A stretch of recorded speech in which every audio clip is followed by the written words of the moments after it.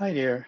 Thank you for clicking on the link to the introductory meeting for EH326 Innovation and its Finance in the 19th and 20th century. In the coming few minutes, I hope to explain a little bit what the course is about, what you can expect, and I hope it gives you some information on whether you'd like to follow the course.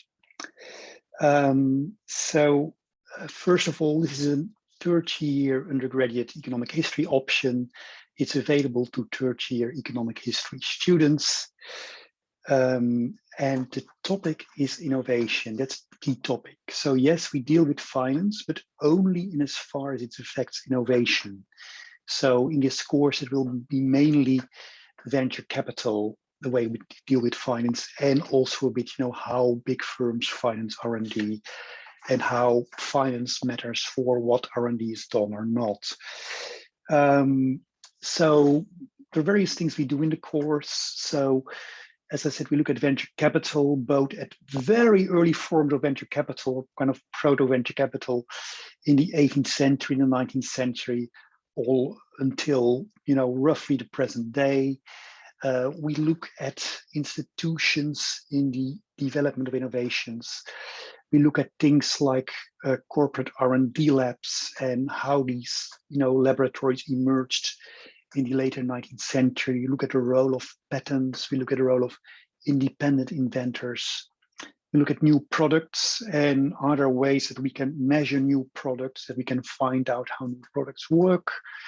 We also look very closely at the role of the evolution of industries in innovation and vice versa. So in a way, we look at the entire industry and see, what role innovations play in this industry and what role do the characteristics of the industry play in innovation. And we discover that the two are related in some way. Okay, so that's roughly what the topic is of the course. Then I think that the key question we may have is, is this course for me? Should I choose it or not? Now, I've developed 3 tests which might help you for yourself to decide whether or not you think this is a course you'd like to follow.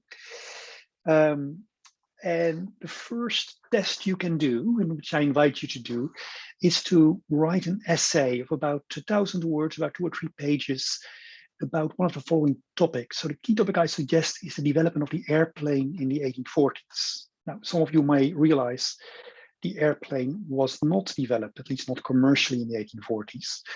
And that's what the essay is about. So it's a bit about a dog that didn't bark, in Sherlock Holmes terms. So write an essay about the 1840s and about why weren't aeroplanes commercially introduced at that time. Was it an era with a lot of capital available, lots of new technology explored? Why did it take so long? Why was the airplane only developed in the first decade of the 20th century? Why not earlier in the 1840s? And why not even 20 years earlier? Why not later? Why at that time? So try to think a bit about what factors might be involved, how they might connect, and what your view is on this. And you also, of course, might, if you like, to check some reference works or the internet. And 2 or 3 pages should be enough. And if you, for some reason, you'd like to have a different topic, I suggest look at electric vehicles. You'll discover, if you Google electric vehicles, that between 1900 and 1920, they were quite a sizable presence. They had a non-insignificant market share. There was lots of innovation in electric vehicles, but they became a kind of niche product from 1920 until, fairly recently. So, you could write an essay of 2 or 3 pages, why didn't the electric vehicle take off? Why didn't it beat the petrol car? Because it has some disadvantages, but also many advantages compared to the petrol car and the combustion engine. And third topic for your essay might be your own topic which you want to choose yourself, any other technology that you like, and try to pick a kind of different year and try to think, why was this technology not introduced in this year? Okay, so that was the first test. And this test could already be enough, but you might also want to do the second test, and that's to go to the library website, go to library reading lists, type in EH326, and then look at the most recent version of the reading list, which will be of this past academic year. And there you will see the readings organized by topic. So browse a bit through the topics, click on some of the readings.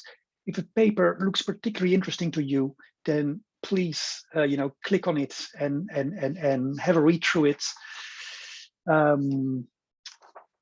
So that might give you a bit of an idea of what a course is like, because during the course you will do a lot of this. You will go a lot through this library website and do readings. So you might just as well check before the start, how do I like these readings? How interesting do I find them? What can I learn from them? It will give you a pretty good idea what a course is about, I think. Okay, so that were test 1 and test 2. So let me now tell you a little bit about the organization of the course. So this course is seminar-based. So there are no lectures, but it's all based on your participation. So we will have whole class discussions, we will have group discussions, we will have class debates. We sometimes do some detective work with the whole class. You might have other things we do in the seminar, but basically each seminar is structured around discussing 3 or 4 key readings and the historical context around it. And it's really based on all of us doing our readings. Also, there are weekly activities before the seminar, like writing a mini essay on one of the topics, preparing a presentation on one of the topics, and other exercises that there might be. So it's a very hands-on interactive course, and it really depends on your preparation, your enthusiasm.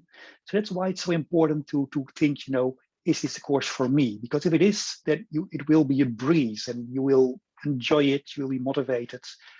And since we do it in a very active way, you'll learn to apply a lot of the concepts we discuss in some kind of way, either in discussions, debates, and mini essays, presentations, and you'll learn how to reason with them.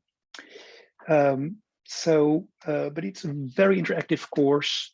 There are no lectures, so it's very important that the course clicks with you. Okay, that was the organization.